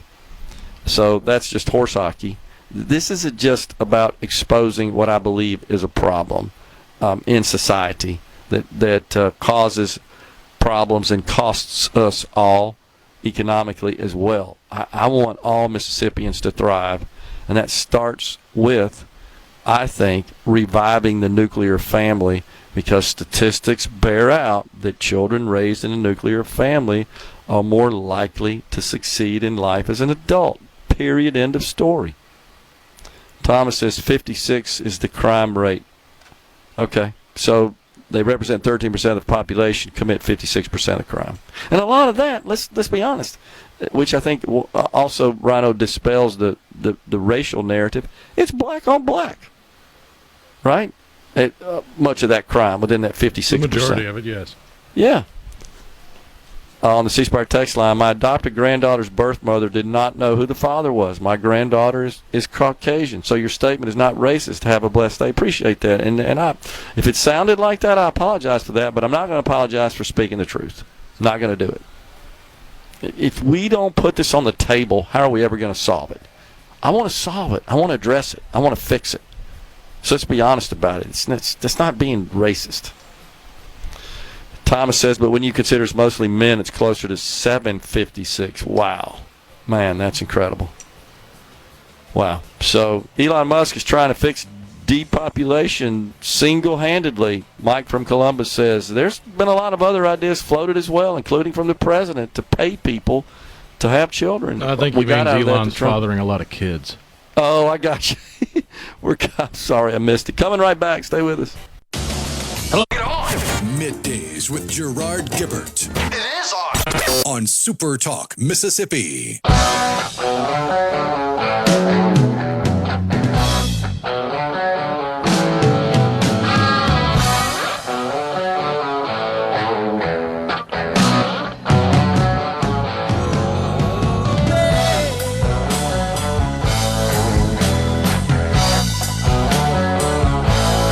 That's where we are today. Beautiful venue, beautiful weather. Lots of onlookers streaming into the facility, watching their favorite players out on the course. See a lot of folks in the hospitality tents, the skyboxes as they are known, around the 18th and 9th green. Beautiful setting here. see you hanging around. So, You wanna ride in my big black Harley? Rhino, by the way, Steve Gent, when you bumped us into the last segment with a little Rodney Dangerfield, he was laughing, man. He enjoyed that. So appreciate you picking that up from Caddyshack. There's so many great one-liners in that classic movie, no doubt about it. DJ and Simon says, you're just talking about a moral issue. All Christians should be saying the same thing. Look, I get it. Mistakes are made. I truly do understand that. But I think what bothers me, and I've talked about this before, is that we at one time in society kind of it was shameful for a high schooler, for example, to show up pregnant, and often the family would whisk them away and take care of them, have the baby, and figure out a way to take care of the child. It was more of a family matter, and the child was again kind of isolated often. But now that happens, and we have parties for them right at school, and they're showered with gifts and praise and congratulations, and they like the attention, and I think others see that, and so they want that same level of attention, and all that praise and the gifts and all the other niceties that come along with that, and so they know how to get it, and that's what happens. That's my theory. But I think we need to change that. We need those that they interact with, teachers and leaders in the community and others, and hopefully there's some mentors in their life that say, this really isn't a good idea, that you need to wait till you're in a position to have a child, to bring a child into the world, to the point where you can take care of it and nurture it and love it and mentor it and give it the comfortable, safe home that they need. And heck, I suspect everybody out there listening knows teachers who talk about kids that show up in their classroom and they're starving. They don't have any food. They're not getting just basic nourishment at their house. And there are a number of factors perhaps that contribute to that. But that's really the message here. I'm not trying to make a racial thing out of this, but people do. I get it. Parties for them at school? No, don't throw that out there. Well, I may be exaggerating a little bit, but you know what I'm talking about, Rhino. You've seen this.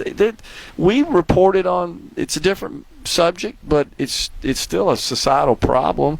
We reported on this concept, this practice known as love bombing, that there were some schools in this country where this trend had caught on, where a student had decided they wanted to change their gender.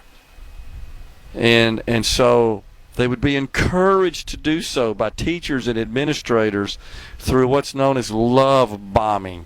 Just all kinds of adulation and praise, and both directly, personally, email, social media, and so forth. And so you see others that say, well, yeah, I've kind of been thinking about that too, and it's because of what you point out all the time, Rhino. It's this dopamine effect from the attention, even though they're really just having maybe a little bit of a dysphoria that needs to be addressed by someone that, as Colonel Sherman T. Potter from MASH says, chases the cobwebs out of your brain, not run off to the hospital and mutilate your genitals. That's just wrong. The irony of that is that psychologists say that love bombing is a part of the cycle of abuse and have warned against its use. Huh? Because it's a manipulation tactic. That is true. Well, let's be honest. That's for the benefit of the people doing the love bombing. They're the ones who get greater satisfaction out of that, I would argue, than the actual people being love bombed, the youngsters. Yeah, that's what I'm talking about. Yeah, exactly. I get it. If you were in a relationship and you went to a psychologist and you described love bombing to the psychologist would likely tell you that is a manipulative relationship and that you should leave. Could be, yeah. Okay. Well, but it's glorified when it's teachers and educators love bombing students into chopping off their genitals. Yeah, exactly. And Louis from the 662 says, Gerard, I'm seeing local churches having baby showers for unwed couples. Yeah, I mean, all of this, I think, is just part of the moral decline in our society. And, of course, that's now manifested in people going out and shooting people, killing people that they don't agree with, or that say things or believe things that conflict with their views and beliefs. So all of this is part, I think, of a disturbing scenario where there's moral decay in our country. But the good news is, in the wake of Charlie Kirk's death, you've also seen that young people in particular are starting to turn themselves to a more godly life and embracing Christianity and free speech and the good things that Charlie Kirk stood for, and civil discourse. He was a champion of that, maybe the best in the country at that, as far as on the national stage. So that's good to see. And you saw the big Turning Point USA event a couple of nights ago. I think the first one, right, since his assassination in Utah. 6,000 attendees. Saw some video of that. And a bunch of young people with their Turning Point USA hats, shirts on, praying, enjoying themselves, just socializing with each other, enjoying the remarks being delivered. I mean, that's just good stuff. So maybe we're seeing a pivot. That would be great if we do. Let's see here. What else we got? Some private schools kicked them out. I assume that means when they're pregnant, right? A pregnant student. I don't know about kicking them out. You would hope that the families would do the right thing and take some initiative there and some gumption to, I don't know. Does it make sense, Rhino, for like a sophomore, junior in high school to keep going to school when they're pregnant? I mean, I'm torn on that one. Not sure. It's certainly not something you should be proud of. I think that's where I'm going, is that, as you point out, when it's glorified and praised and adulated. No, that's not a reason for celebration, is it? You're 28 and you're married and you have the means to care for a child. Yeah, that's a blessed event, no doubt about it. I mean, they're a blessing from God. But when you're bringing a child to the world that is going to have a tough road because of their circumstances, right? That's something else we have to talk about, I think. Thomas Greenwood says, our school kicks out kids who get pregnant. It happens at least once a year. Our, meaning my kid's private school. Got it. Understand. Churches are for helping sinners, right? Says Mike from Columbus. Yeah, I hear you, Mike. And I can see what you're saying there, that was to the comment where somebody said that churches are having showers for unwed couples. And I'm kind of torn on that one as well. I think it just becomes a bigger problem when you know that someone's doing it and they expect to just live off the government, and the government's having to pay for it, and we're praising promiscuity among teenagers. That just makes no sense to me. We should be encouraging something different there, right? A different lifestyle. But nonetheless, we proceed. Did you see this situation, Rhino? Another mishap at an airport. A couple of Delta jets colliding at LaGuardia. An aircraft carrying 32 people was departing for Roanoke. This was at LaGuardia, New York. Roanoke, Virginia, of course. But then it collided with the body, the fuselage of an aircraft that was coming in from Charlotte. 61 people aboard. That happened just before 10 o'clock last night. Delta sent out a statement. This seems to be happening with more frequency, in my view. So the quote, a pilot was heard saying this in air traffic control audio, said, their right wing clipped our nose in the cockpit. We have damage to our windscreen and some of our screens in here. How about that? This was at LaGuardia, the big airport in New York, last night. And they were both taxiing. One coming in, one headed out to the runway to depart. Passenger describes the moments the flight's absolutely smashed. It's the way one of the passengers aboard one of the aircraft described it. Wow, that's something. Man, oh man. All right, I think we've got Dr. Mary Taylor, the chair of pediatrics at Children's of Mississippi, coming up in the next segment here from the Sanderson Farms Championship at the Country Club of Jackson. Stay with us.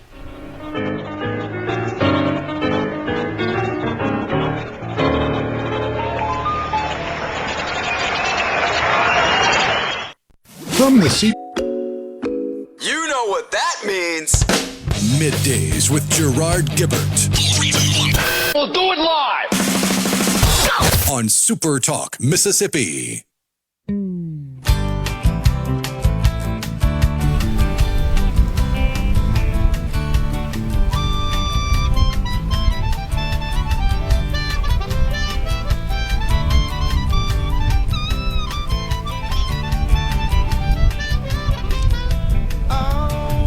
Welcome back, everyone. It's Middays from the Sanderson Farms Championship at the Country Club of Jackson. Thanks so much for joining us today. The sun finally has risen in the sky, crossing over here now. So we're in the shade, so we got a little better situation.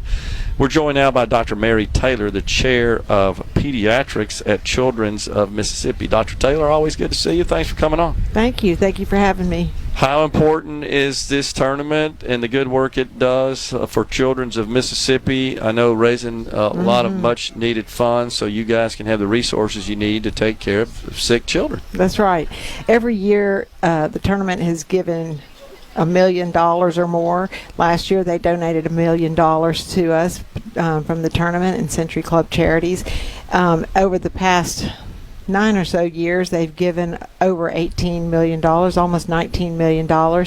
Without their help, we really would be so limited in what we could do. We've made lots of advances and provided additional services for patients that they wouldn't get otherwise. Yeah. Well, the hospital, of course, Children's of Mississippi, the facility, and all the great people that work there, the healthcare professionals, is so vital, so critical to the state, the only one in the state, right? That's right. We're the only children's hospital in the entire state of Mississippi, and it's the only place that really has all the subspecialists that take care of children. So we have subspecialty clinics that are all over the state, so it's not just a hospital for Jackson and the Metro Jackson area. It's really for the entire state of Mississippi, and we have some providers who live and work in Tupelo, for example, some on the Gulf Coast, and then we have clinics kind of all in between, some in Greenwood. So our patients can come here to get the kind of critical services when they need to be in the children's hospital itself, and then they can follow up closer to home with one of our specialists. Gotcha.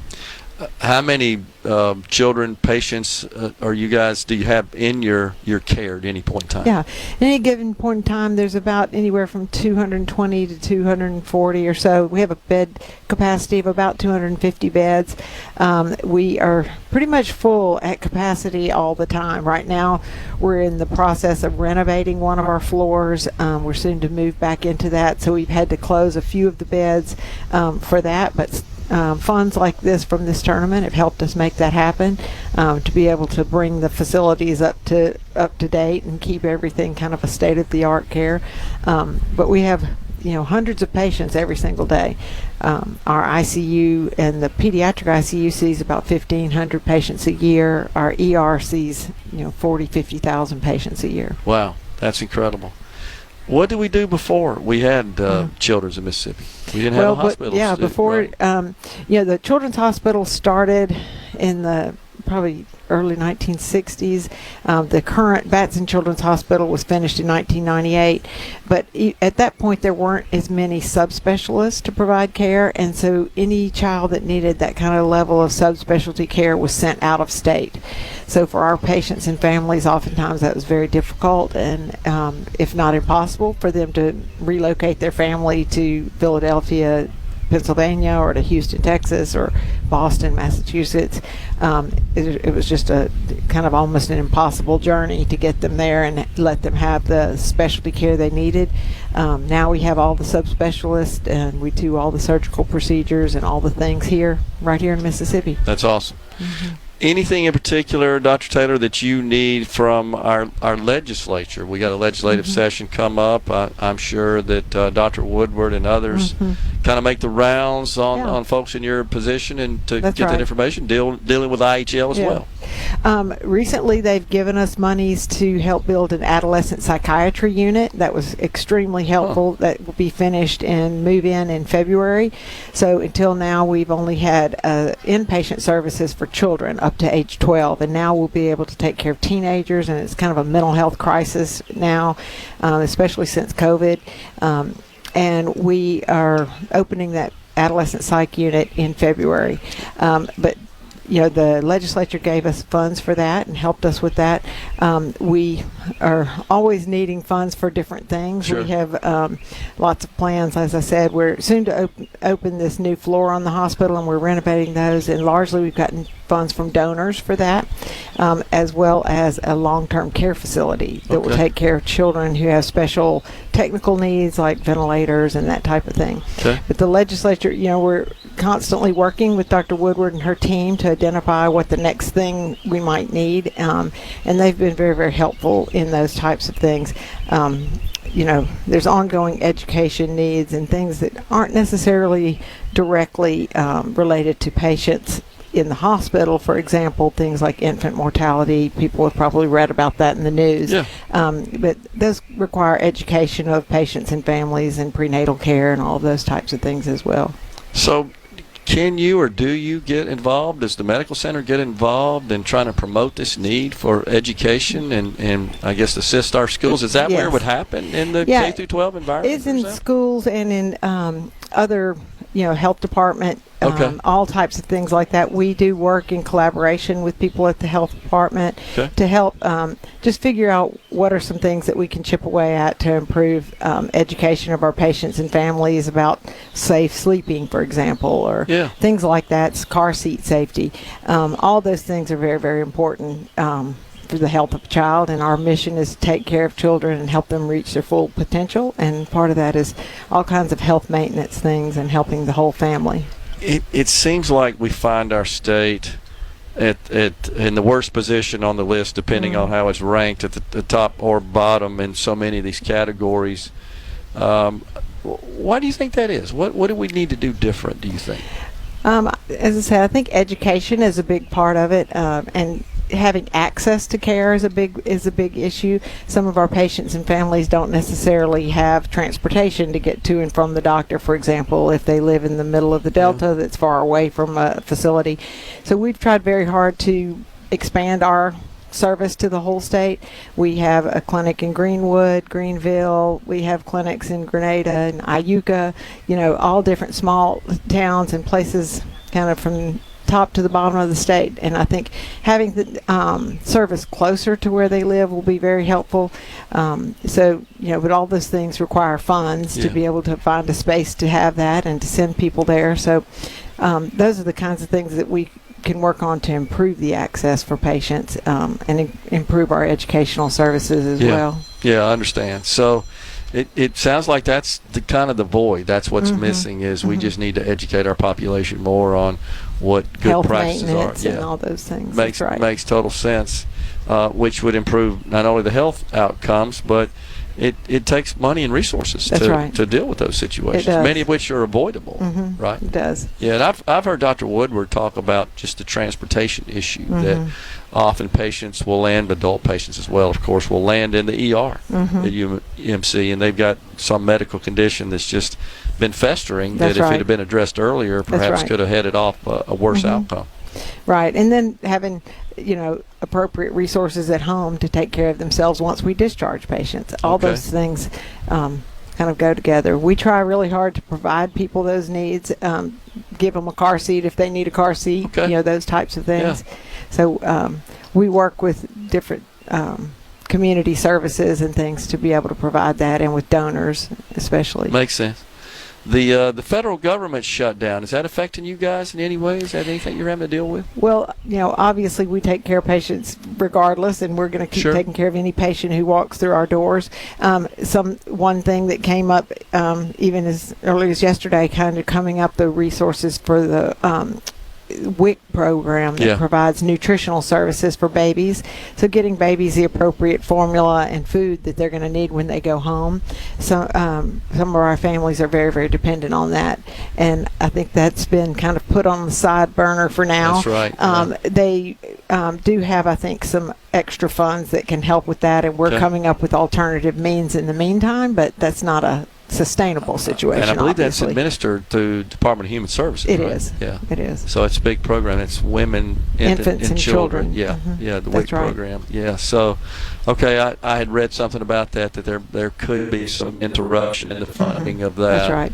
And of course, there's a lot of folks depend on that across the nation. That's right. As we do here in the state of Mississippi. Anything on the horizon in our time we got left you can talk about with respect to children's that may be going on, some expansion there? Like I said, we're working on the expansion and renovation of our Batson Tower, working on that floor by floor. We have shelf space in our hospital for future expansion. Again, we're moving into a long-term care facility very, very soon, and this adolescent psych unit. A lot of exciting things happening at the hospital, that's and we're awesome. always recruiting people to take care of patients. Yeah, that's awesome. Before we go, staffing, you're always looking for folks, right? Always looking for folks. Yeah. They need to come visit us. It's a special place. I totally agree. It truly is. Dr. Mary Taylor, Chair of Pediatrics at Children's of Mississippi State. Thank you. Thanks for coming on. Appreciate it, Dr. Taylor. We're coming right back. We got the final segment coming up next with the Executive Director of the Sanderson Farms Championship, Steve Gent.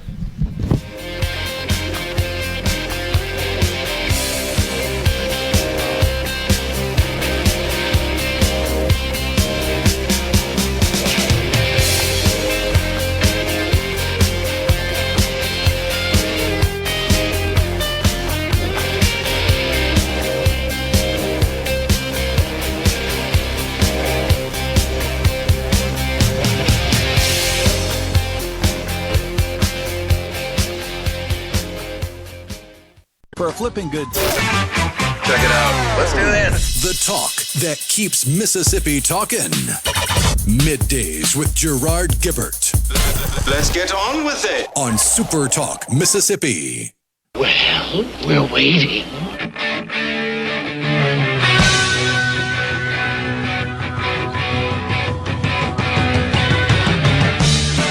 Welcome back, everyone. It's Middays from the Sanderson Farms Championship at the Country Club of Jackson. Didn't really think we'd get off on the tangent that we've been talking about, but it's good to have this discussion because we don't talk about this enough, which is, again, teenage pregnancies, out-of-wedlock births, dissolution of the nuclear family. And we got started on this because the Lieutenant Governor announced that he's created a couple of committees to address the lack of, I guess, or the need to boost the economy of the capital city of Jackson, and also the lack of affordable housing in the city. And I believe capitalism would kick in and address both of those problems if we could eliminate the crime. And I just happen to state that a lot of that crime can be traced to the lack of fathers in the households, the single-parent households, and the lack of and the dissolution of and the trend towards just breaking up the nuclear family. And if you even talk about it, as I have today, and we've had a couple of people, as you've seen, right on the text line that are coming up with all kinds of crazy stuff that I didn't even say. But again, that's what happens. They sort of dream up what they want to think that I heard, that I said. But that's not what they heard, because that's not what I said. And it's just not about race, though. There are statistics that show that there's an outsized number of black people in this country that commit the crime based on the official crime statistics, not making that up. But I think if you trace those, in almost all those cases, you'll find that they really didn't have an appropriate, nurturing, loving household in which to grow up. And it's not just black people, it's white people too. It's a problem. And we've gotten to a point in society, if you even talk about that, you get condemned. You get castigated because you're viewed as someone who's just venturing into a topic that you shouldn't, but I don't have a problem talking about it. I think it is a core cause of many of our societal problems in Mississippi and in across our country. One thing is for sure as well, you can see the direct correlation between affluence and health outcomes. So we have a ridiculous high mortality rate. We also are the poorest state. We have 50% of our babies, the highest in of the 50 states, born to Medicaid. All the above. So this is a problem that I think needs to be addressed for Mississippi to realize its full potential.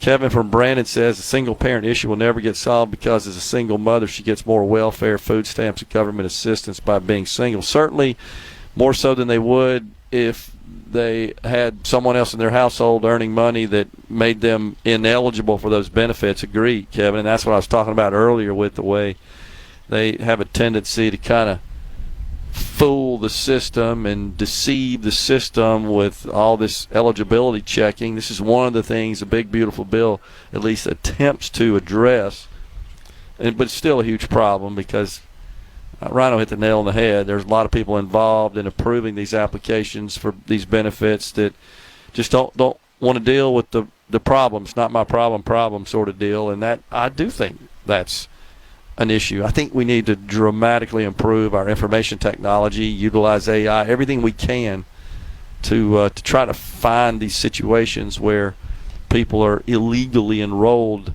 into these benefits, to preserve those benefits for people who truly do have legitimate hardships and need them, such as those who are disabled or blind. But I agree with you, Kevin, and that's been a problem, right, Rhino, since the Great Society of in 1965, when all that was rolled out under LBJ. It just seems like from that point forward, it just has continuously gone downhill. Wouldn't you agree? Yeah, it seems to be that way just from looking at it, and then statistics seem to back that up.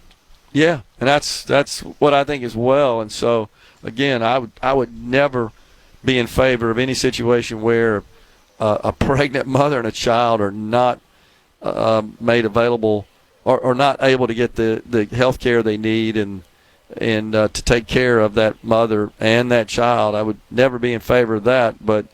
And I hear you, Kevin. So somehow we got to break that cycle. And I think, as Dr. Taylor said, it's start educating about, this really isn't setting you up for a great lifestyle. You may think that you got it good because you're receiving all these government benefits, but you could do a way better in life than just sort of getting by, which is what that provides. I don't understand why people aren't motivated to achieve more in life, that they're fine with that. And once again, maybe that's because they come from broken households where there's not a mentor to teach them the distinctions there and to encourage them to do much better and seek much better out of life. Oh, man. But we're out of time here today. Once again, we've been at the Sanderson Farms Championship, the Country Club of Jackson. Beautiful venue. Come on out and see these tour professionals play this course. I think you will enjoy it. They are something special. We appreciate talking to Steve Gent, Dr. Taylor, Dr. Woodall today about all the great work this tournament does for some fabulous Mississippi charities that take care of children, by the way. In the Element Wealth studio at SuperTalk headquarters tomorrow. Stay safe and God bless everyone. A SuperTalk Mississippi media production.